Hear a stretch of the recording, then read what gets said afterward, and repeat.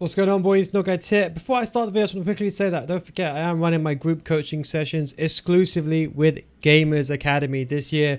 So you want to get coached by me, you can get coached by me every Tuesdays, 7 p.m. UK time. In fact, we're talking about tactics and formations and creating space yesterday on the coaching session. Right now, as I said, they've got a 7-day free trial. Link is down below in the description and in the pinned comment where you can sign up, get 7 days free access to Gamers Academy. Link is down below in the description. Don't forget 7 p.m. UK time, and of course the other masterclass series and other coaches there as well. Link is down below in the description. But in regards to coaching, I want to talk about something that I've also briefly mentioned, and that is the big thing that I think a lot of people, I would say, on the Division 3 to Division 2 level want to get to, and I think that is more about how to outsmart your opponent. Now, the way it's normally done is with left stick dribbling. So the way I use left stick dribbling is to almost bait my opponent. So let me give an example, okay? So if I go back and I show you this clip over here, left stick dribbling I use to create space. Now, this is that cheeky chip shot meta. Now, the most important thing I want to show you is if my opponent doesn't give me space to run into, I normally use left stick dribbling to try to outsmart my opponent. Now, what that means is I might go one way and I do it deliberately, but I go the other way to create the gap. And the reason why this is so effective is because of manual jockeying this year. People, whenever they see the first one, they react to it, and then I exit on the other side. And that's what I like to call the shimmy. Now, most of you guys have seen me do a shimmy. That is probably my bread and butter. And I'm going to show you what it is. So basically what that is basically the left analog stick and using my movement to go one way and then change the other way very, very quickly. So let me give an example, okay?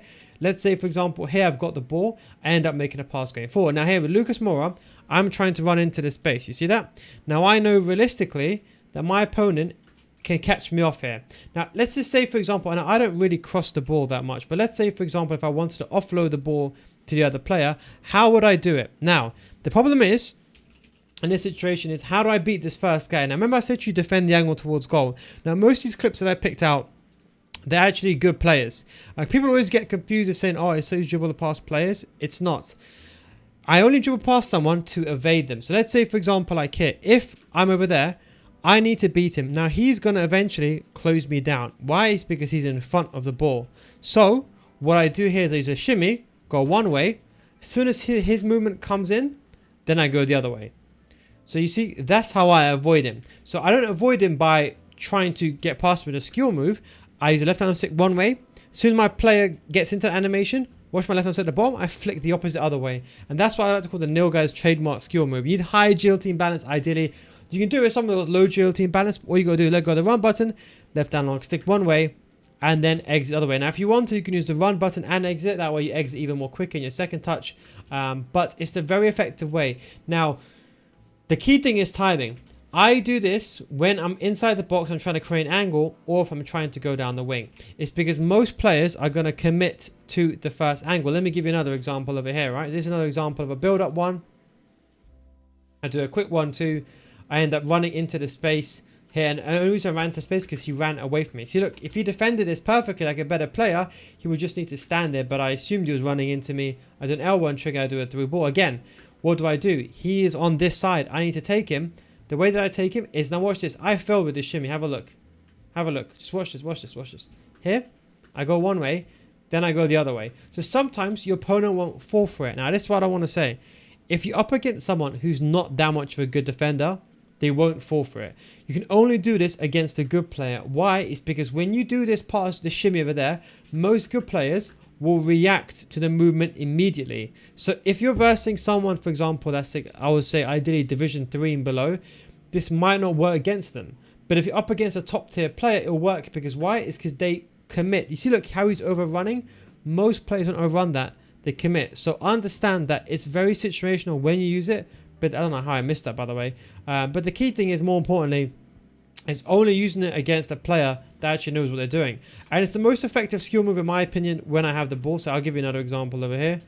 This another example over here. So another shimmy. This is one from the replay. Have a look at this one. So you say get the ball down the wing. I do the exact same thing. And it's enough to give me the chance inside the box. So what I'll do is I'll slow that down for you. I'll play that again. So watch. The ball comes into me from the wing. I know there's a player in the way, so I pretend to go inwards. He sidesteps once to the right. That's enough for me to shimmy into the exit, and that's what gives me the angle of space. So what effect I'm using the shimmy to do is to give me that angle. So even if I'm in a position, let's say inside the box, and I'm trying to get through, I'll do the exact same thing. So let's see if I speed this one up over here. This one I actually got a penalty for it. So for example, like here, get the ball with say maxim in. I go one way and then I go the other way very, very quickly. You see that? I go one way. I pretend I'm going to pass the ball to Son. He reacts to it, and I just go the other very, very, very quickly. And this way I either would have got through and I would have got a penalty. You can see obviously at that minute it's a very pivotal situation for me to get a chance. Let's have a look at this one over here. Same thing in Babu. I'm making run down the wing. The through ball somehow gets him. Shouldn't have worked like that. Same thing here in Babu.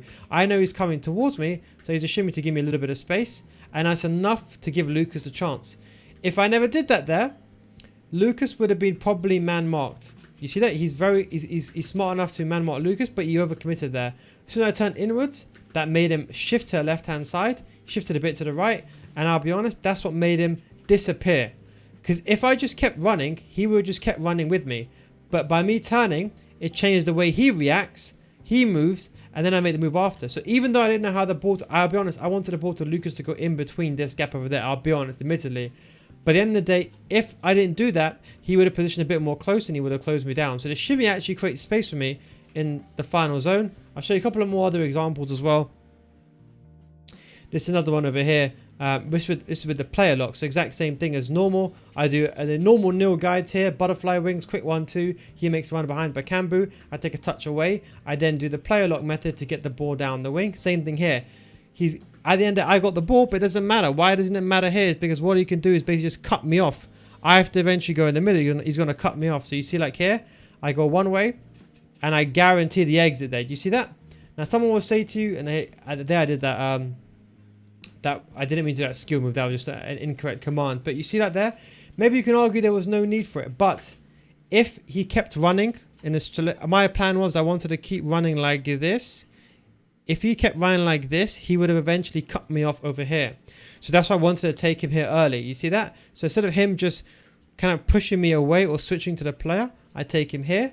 And then you can see he completely falls for it. And then unfortunately it didn't work out in the end. But that's what gave me the space. I'll show you two more last couple of examples here. With Paul 2, as you can see, the angle is covered. I got no one with me. As you can see, left hand lost it that way. He falls for it, and that gives me that gap. Now don't forget, because people are using the manual jockeying, they don't know how to stop the player. So with assisted jockeying, what happened before is the game will slow you down. Now with manual jockeying, you do these exaggerated movements. So if you shift once to the left, it tricks your opponent to move with him, and then you go the other way. So what I'm doing with the first action, in fact, I'm just baiting him. And that's the key with trying to outsmart your opponent, is baiting them. Baiting them in situations where you can get past them. Like example, like here, the same thing here. With Lucas Moura, take a touch inwards. He moves just a bit to the left. This is a bit delayed, but it's enough for me to make the chance, enough for me to make the chance to score. So remember that the shimmy, the most simplest, effective skill move in the game. A lot of top tier players use it on the higher end, but they don't use it that much, but they should be using it more in my opinion. Left down lock stick one way, left down stick the other way. The best way to outsmart your opponent. Anyway guys, that is of course the shimmy. Thanks for watching guys, take it easy, and of course I'll catch you in the next one.